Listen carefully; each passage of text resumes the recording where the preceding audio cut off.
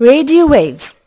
We will learn in this video about radio waves as agreed, its characteristics, sources, detectors, and its uses.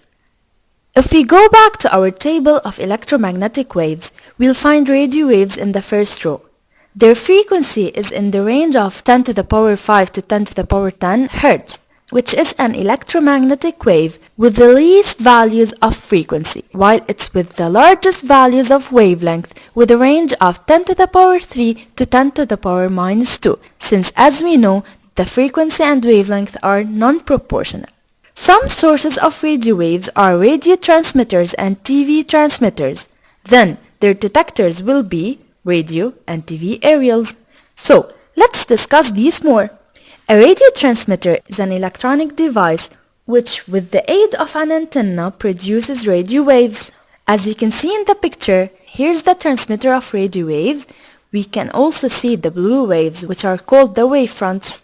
A radio transmitter is an electronic circuit which transforms electric power from a battery or electrical mains into radio frequency alternating current.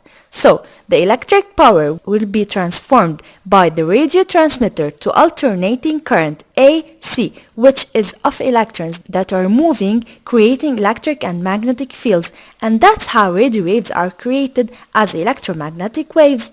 Then, the radio frequency alternating current reverses directions millions to billions of times per second.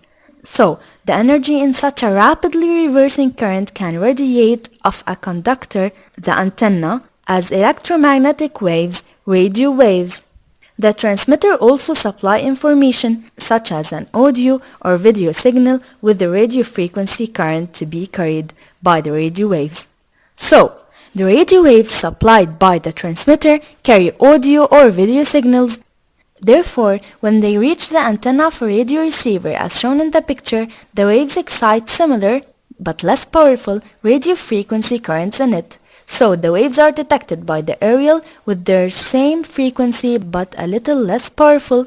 Then, the radio receiver extracts the information from the received waves, for sure through circuits inside the receiver. Thus, the radio changes or translates radio waves into sound waves that we can hear.